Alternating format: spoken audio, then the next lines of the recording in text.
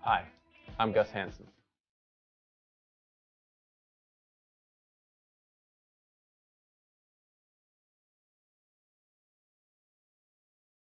In tournaments, I love to control the action.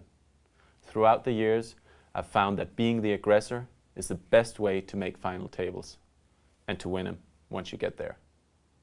And here's what we're going to cover this lesson. The advantages of taking control of your table. How to take control pre-flop. How to maintain control post-flop. How to make big decisions to maintain control.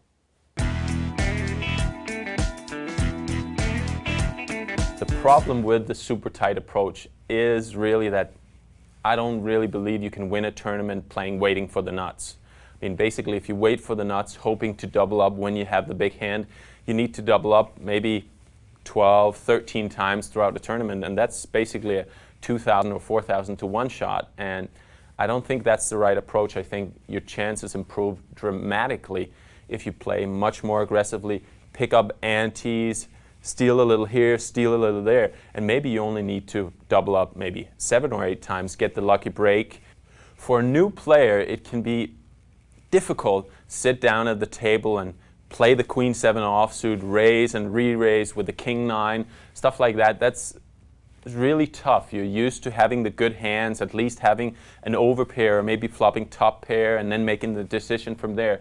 I'm not saying you should go wild and crazy right off the bat, but slowly just increase the number of hands you play. Of course, you're never going to end up playing 100% of all hands because you will go broke doing that. But add a little deception to your game so people won't know, is he holding aces this time or is it the 9-8 suited? So throw a little deception, play a little more hands, a little more aggressive, pick up some antes, some blinds, and you'll have a much bigger stack when you do get the occasional double up, and improving your chances of winning dramatically.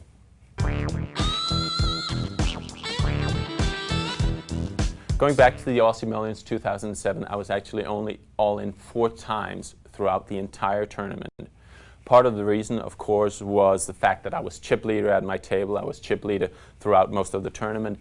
But the reason, me being the chip leader, was the fact that I continued to be aggressive throughout the whole tournament. I picked up antes and blinds, and you could actually say the big pots that I played was with everybody else's chips. It was their antes, their blinds that ended up in my stack, and basically I could make the big decisions with everybody else's money.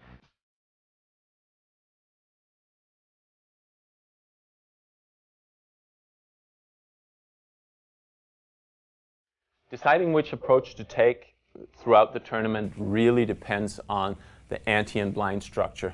I'm very big on the math aspect in poker tournaments.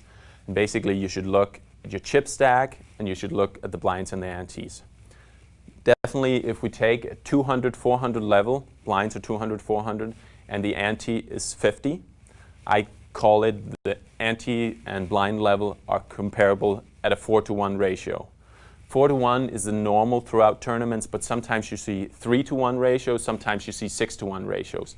6-to-1 ratios is where you want to slow down. The antes are not that big. It doesn't matter that much, and you can take it easy. But once you see the 4-to-1, the 3-to-1 ratio, you really want to take a go at it. That's when I really decide, okay, this is my level. I want to show them I'm in control of the table. I want to take charge. I want to be very aggressive. And it's very good. It's a good approach to change up. And basically, your opponents might not notice that you're taking it slow when the antes are very small. So they think, he's probably a tight player. She's probably a tight player.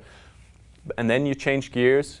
When the antes are very high, you just go into aggressive mode, and they think, oh, that's a tight player raising. We're not going to mess with him. And basically, you're just adding a lot more money to your stack by attacking the big antes instead of the small antes. Now we're going to look at a couple of hands that came up in the 2007 Aussie Millions. The blinds are 200, 400, and the ante is 50, so that's a 4-to-1 ratio. Let's have a look. Okay, basically we're at the 200, 400 level. As you can see, there's 450 in the middle. That's the antes, 9 players, $50 each. And basically, all the players are people I haven't seen before.